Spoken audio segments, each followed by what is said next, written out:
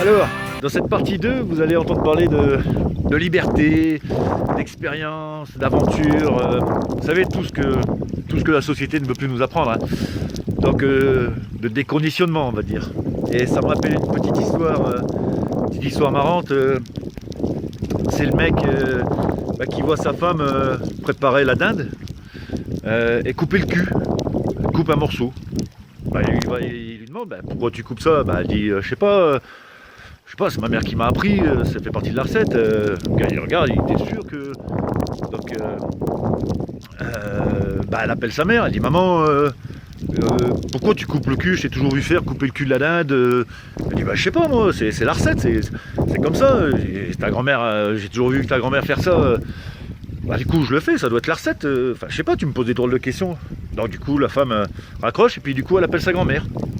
Elle dit mamie, pourquoi tu coupes le cul de la dinde? Parce que je le fais, mais il y a mon mari, il me pose la question, mais du coup j'ai demandé à maman. Maman elle dit que c'est la recette, que tu faisais comme ça, et puis elle lui dit tout simplement non, c'est que la dinde elle rentrait pas dans le four en entier. Donc voilà en fait. En fait, le truc, c'est que on se pose plus de questions, quoi.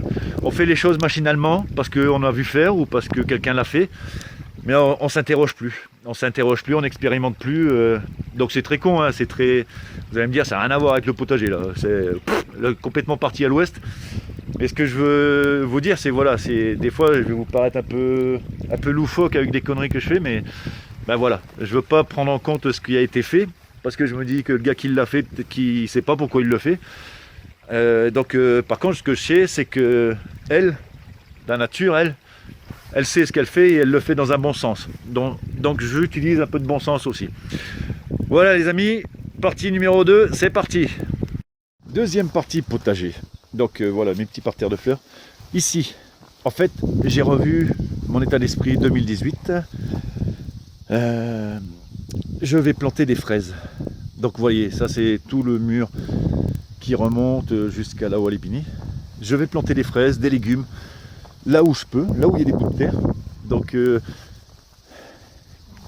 les fraises, comme on le sait, si on les laisse, ça va proliférer, mais à une vitesse grand V, quoi. Donc on met tout le long, les légumes qui courent pour habiller les murs.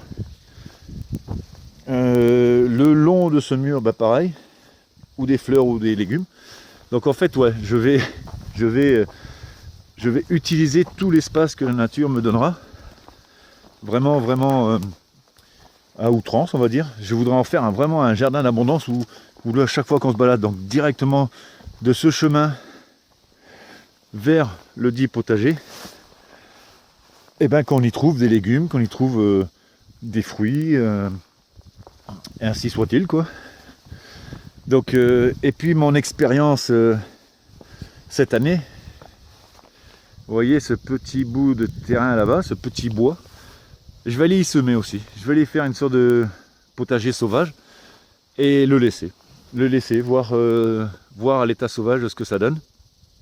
Donc ouais, je vais y mettre des plantes pour voir à l'état sauvage ce que ça donne, quoi. Donc ça sera sûrement un carnage, hein, à mon avis, parce qu'il y a il y aura toutes sortes de prédateurs là-bas. Mais bon, et du coup ça m'a donné une idée déjà, ma femme, par rapport aux mauvaises herbes. Vous donner mon ressenti sur ce qu'on appelle les mauvaises herbes, que moi je n'appelle pas les mauvaises herbes. Donc faire une petite vidéo avec une petite partie, mais alors vite fait botanique, hein, parce qu'après on va pas se prendre la tête non plus.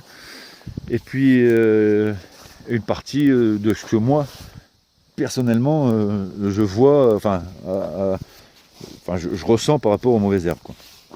En fait, je me suis cassé la tête à faire des zones, à faire des plans, à marquer ce que j'allais mettre comme plantation. Je crois que je vais faire comme l'année dernière. Ça va être un peu au feeling, en fait. J'ai jamais pu travailler autrement. Comme je vous ai montré, vous avez vu mes bécanes avant, c'était vraiment le feeling. Tout ce que je trouvais, je l'accrochais. Et ça plaisait aux gens. Le pire, c'est que ça plaisait aux gens. Donc du coup, ça me motivait à remettre des conneries dessus, quoi. Et ouais, ce qui m'a donné l'idée du bois, c'est en fait dans ma tête, pourquoi faire un potager dans le poulailler? C'est pour les poules, forcément, ça sera une sorte d'autonomie gallinacée. Et puis je me dis pourquoi, si le poulailler je peux en mettre là, pourquoi pas en mettre un peu partout, quoi. C'est vrai, après tout, des plants de mes plants de fraisier, j'en ai plein. J'ai déjà fait 2 zones, il y aura encore les anciens qui vont rester là-bas. Je peux en mettre là-bas, et après le soleil donne bien dessus, à voir, ce sont des tests, hein, c'est facile de parler dans une caméra, mais ce sont des tests, comme je vous avais dit. Donc voilà, ça c'est ma version 2018, expansion totale. Le terrain au bout, j'aurais bien gratté un petit peu, mais j'ai déjà piqué devant la grange pour le poulailler. Si je lui pique encore là-bas, là je vais me faire appeler Arthur. Mais sinon elle est adorable, ma femme, attention, hein, croyez pas, enfin écoutez pas tout ce que je dis, hein, on est comme tous les mecs, on s'en plaint, mais on n'en aurait pas, il faudrait faire la vaisselle soi-même, hein, et la bouffe, et le linge, et... Putain, c'est pas possible. Ah, une taupinière est toute nouvelle celle-là, j'arrive pas à les avoir, hein. Je crois que je vais devoir travailler de concert avec elle. Donc, bah oui, donc ouais, voilà, la liberté totale. En fait, je vais m'octroyer une liberté totale. Je vais sûrement perdre des graines ou des légumes. Enfin, perdre, non, parce que ça aura servi à quelqu'un ou à quelque chose, ou à la nature en elle-même. Mais comme je dis toujours, et je pense exactement le contraire de ce qu'on nous apprend à l'école, où je gagne, où j'apprends. Vous voyez ? On est toujours en train de se dire que quand on perd, bah, c'est qu'on n'est pas bon. Il y a toujours quelqu'un pour vous dire « t'aurais pas dû faire ça, t'aurais dû faire comme on t'a dit ». Mais voilà, on ne laisse plus l'espace libre à l'imagination, à l'expérience, à la vie, quoi. Tout simplement à la vie. Donc je sais que par expérience, le petit potager que j'avais fait l'année dernière, j'aurai des légumes. Et je sais que les expériences que je vais faire là, bah, c'est du plus. Ou au pire, j'aurais contenté la nature en elle-même, quoi. Voilà mes amis, cet état d'esprit un peu en recherche de liberté, d'expérience. J'espère que bah, je vous montrerai tout ça, bien sûr, sans tabou, ça c'est certain, n'ayez pas peur, j'ai pas honte d'avoir honte. Mais non, c'est juste pour vous faire part de ça, de ce nouvel état d'esprit 2017. Donc voilà, expérience, aventure, liberté et nature.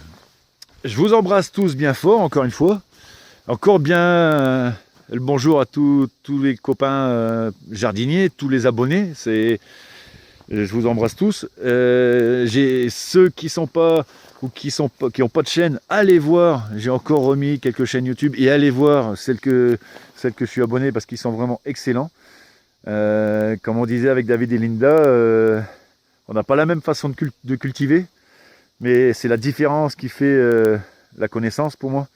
Donc on a tous des choses à apprendre ou à soi-même ou aux autres. Donc voilà, le partage, comme il dit David, le partage, c'est essentiel. Voilà, bon, allez, sur ce, il va falloir que je range là-bas, hein, ça fait un peu le bordel. Allez, à plus tard, et je vous fais un petit tour, vite fait, ma petite nature. Là où j'y suis bien.